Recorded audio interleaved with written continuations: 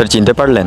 হ্যাঁ চিনতে পেরেছি। কেমন আছো তুমি? আমি তো ঠিকই আছি। আপনি কোথায় যাবেন? রেস্টুরেন্টে যাচ্ছিলাম, আসলে আমার গাড়িটা খারাপ হয়ে গেছে তো। আচ্ছা আপনি বসুন, আমি ছেড়ে দিচ্ছি। ঠিক আছে, বলো তোমার কথা হয়েছে, কেন লজ্জা দিচ্ছেন? আসলে আজকে আমার ছেলে রিকের জন্মদিন। আমি ওকে কথা দিয়েছিলাম আজকে আমি ওকে এই রেস্টুরেন্টেই খেতে নিয়ে আসবো। আপনাদের এখানে আজকে যে বিলটা হবে ওটা আমি আপনাকে পরের সপ্তাহে এসে দিয়ে যাব। না না, এরকম হয় না। আপনি একবার ম্যানেজারের সাথে কথা বলে দেখুন না প্লিজ দাদা।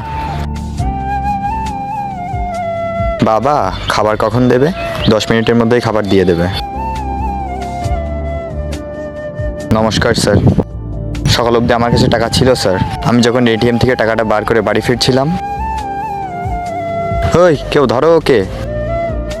সত্যি কথা বলতে আমি এগুলো কখনোই চাই না। ছোটবেলায় আমি যেগুলো অনুভব করেছি সেগুলো আমার ছেলেও এখন অনুভব করুক। আমি আপনাকে কথা দিচ্ছি, যাই বিল আসুক না কেন আমি আপনাকে 1 সপ্তাহের মধ্যে টাকাটা ফেরত দিয়ে দেবো। বাবা আজকে না এখানে খাবার শেষ হয়ে গেছে, আমি তোকে অন্য কোনো দিন নিয়ে আসবো এখানে। স্যার এটা আপনার বিল। স্যার আপনি আমার ছেলের জন্য এত কিছু করেছিলেন আর আমি আপনার জন্য এটুকু করতে পারবো না? তারপর ভিডিওটি ভালো লাগলে লাইক করে সাবস্ক্রাইব এখনই করো।